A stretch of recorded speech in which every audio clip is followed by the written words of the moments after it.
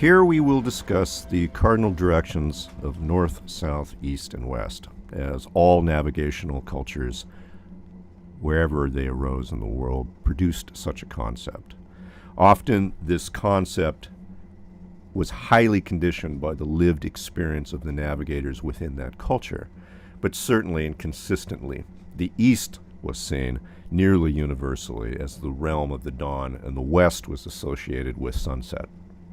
North or South was often seen as either the land of the sun or the lack of the sun, depending on one's native latitude. Many cultures, especially among the tribes in North America, or as seen and codified by the legendary navigator King Fu Si in the authoring of the I Ching, there was posited a objective center in contrast to the four cardinal directions, a place of the now, a place and time of the navigator's own self. Now, as this suggests the critical role of intuition in the skill set of the navigator and a recognition that journeying within is as profound and necessary to navigation as journeying without, and the skills to engage in either realm are near identical, I would suggest that this is certainly an apt element to incorporate into our own personal models as well. However, I would suggest a modern mythos of the cardinal directions based on our understanding of the Earth and where it exists within a cosmological model. I would suggest that East should be defined in our minds as the direction corresponding to planetary rotation, as this approximate 700 mile per hour rotational velocity does in fact produce effects that are now known to science and important to the navigator. So it may as well be part of our model where the ancients were unaware. West then would be the direction contrary to rotation.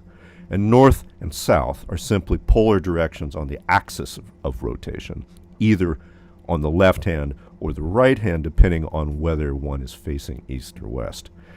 So if we want a truly modern model, I suggest that this is a good way to look at it. But we may as well take the extra step and incorporate up and down too, at least in anticipation and in hope of our navigational skill ultimately taking us to the stars.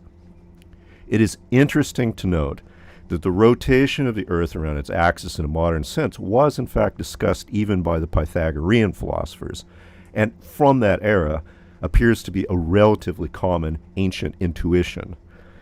The Aristotelian model put Earth in the center of the universe in contrast to this view, mirroring the Aristotelian objective worldview, and this misconception persisted into the Copernican era, who in fact, by rediscovering Pythagorean thought, began the work of lifting human knowledge out of a very black and regressive state. It is interesting, however, how attractive and persistent the idea of Earth or man being the center of the universe, how attractive this erroneous view has been throughout history to anti-knowledge, dogmatic, and the most perverse minds throughout history. This attractive aspect still persists, and despite all evidence, some cling to a flat Earth model. I mention this to suggest an interesting insight that comes from navigation as a spiritual path. Those who have inauthentic or delusional topological models of the outer world often inhabit inauthentic or delusional inner worlds as well. A healthy relationship to the world as it is, in fact, an inner as well as outer path. And I would suggest that competence in both realms is necessary to being a whole human being, and incompetence in either the outer or inner world indicates incompetence in both. I would suggest taking this as an essential maxim to guide us. Now that we have had some practice in the field with our strides and our compass, it's time to get firmly acquainted to what navigation is wholly about.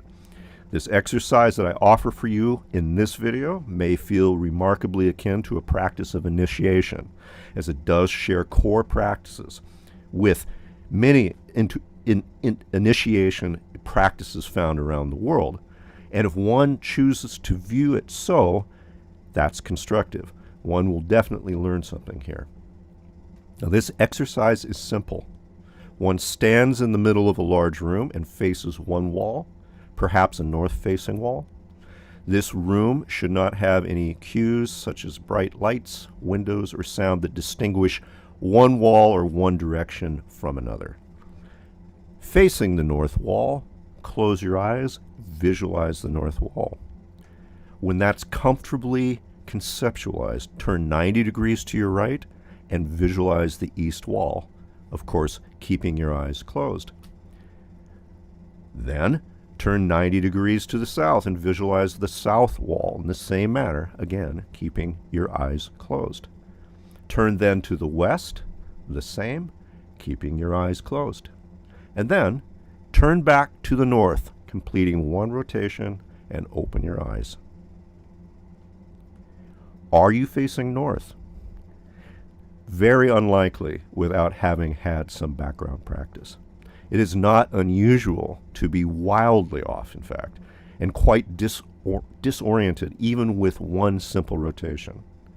Here we discover the core intuitive skill of the navigator. Here is where we must build confidence.